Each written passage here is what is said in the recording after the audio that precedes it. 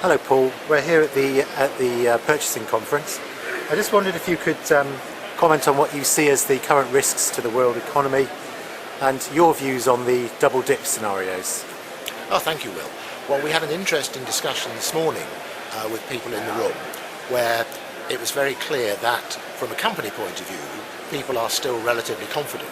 About 2/3 of the people in the room said their company was confident and they were confident about their company's prospects. But when you talk about people's personal views, how confident are you about your own family's future? Much less confidence coming through.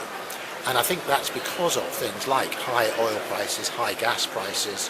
If you look across Europe now, with the change in exchange rates, prices for gasoline and diesel are actually higher in many cases than they were in 2008.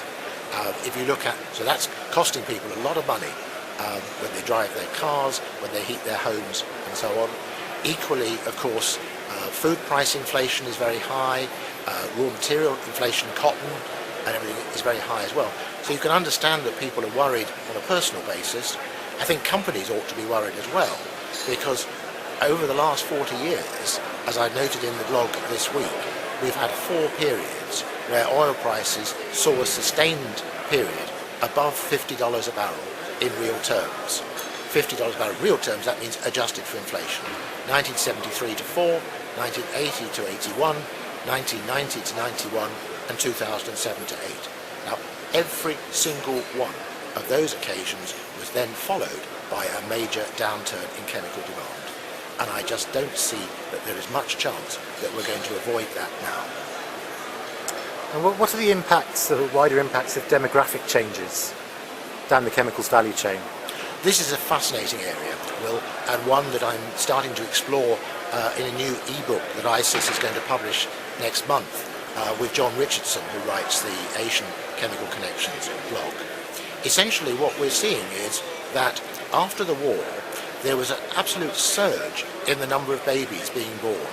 So from 1946, when the troops returned home after the war, all the way through to 1970, there was a 15% increase each year in the number of babies being born versus the previous 25 years.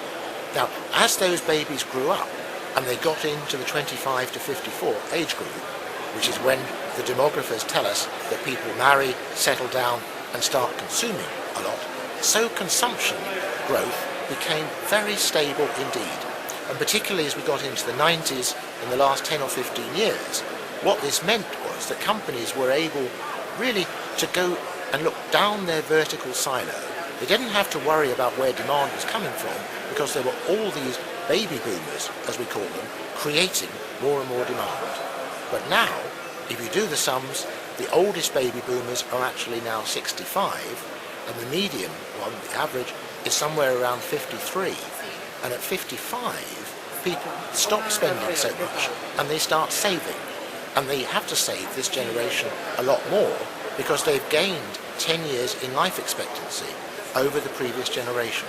So I don't think we're going to see this same robust nature of consumption taking us forward over the next 10 to 15 years. And what this means is we're going to have to get more involved again. We're looking up and down the value chain. What are the problems, what are the issues, what are the opportunities around oil prices, around changing consumer tastes? Things like Japan are becoming much more important to keep an eye on. And just finally, what changes are taking place in the aromatics markets at the moment? You're delivering a paper on this later. Seeing a lot of volatility. Absolutely, and the aromatics market, as always, is a fantastic leading indicator for these kind of major changes. So we used to have a system, for example, on benzene, hydrodealkylation, where if the toluene price was low and the benzene price was high, these plants would run and benzene supplies would be balanced. Equally, if the toluene price rose because of gasoline demand and the benzene price fell, then those plants would get turned off.